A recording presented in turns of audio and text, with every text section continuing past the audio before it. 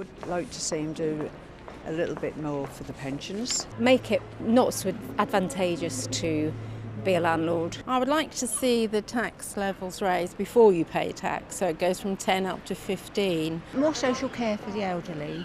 I think it would really benefit the UK if we could have more funding for the NHS.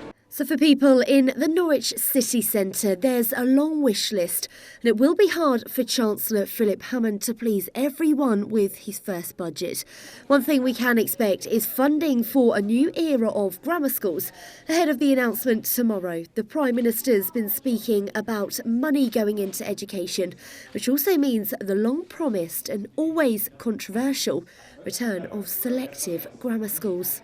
We have protected the core schools budget, but crucially what we're announcing is £500 million of investment in schools, 320 million of which will be new schools. That will create around 70,000 new school places. What this is about is ensuring that people can know that their child will have a good school place and all the opportunities that that provides for them. But would that help education in Norfolk?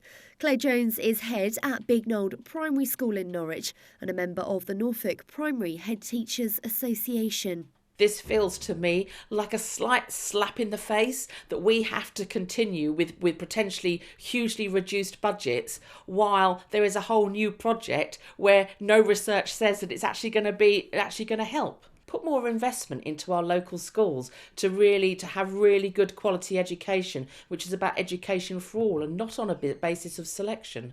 There could be a helping hand for businesses too. Business rates are getting adjusted, meaning higher bills for some, depending on the value of their location. It's widely thought there could be some rates relief for the worst hit. I think that's just a bit of a sticky plaster, to be honest. They know that this is going to be a concern for a lot of businesses, and in some areas you're going to see huge raises. So what they're looking to do is just to put that in over a period of time, and that's what this rates relief is looking at. It's just saying that we will wait over the next year, 2 years, 3 years to implement the full rates increase. Pubs are one trade where business rates could cause a pinch. Phil Cutter is landlord at the Murderers pub in the city and says it could push some businesses to their limit. With any new system, there's always going to be winners and losers, and I think with an industry that we're in at the moment, we really are struggling, and I think some of the pubs that have seen an increase will possibly be going to the wall. The Chancellor won't have too much money to play with in his budget, so don't expect any big giveaways. So whether it's more funding for social care in Norfolk or more money for transport and broadband, there's an awful lot the county would like to see tomorrow. Christina Brinkley, Mustard TV, Norwich.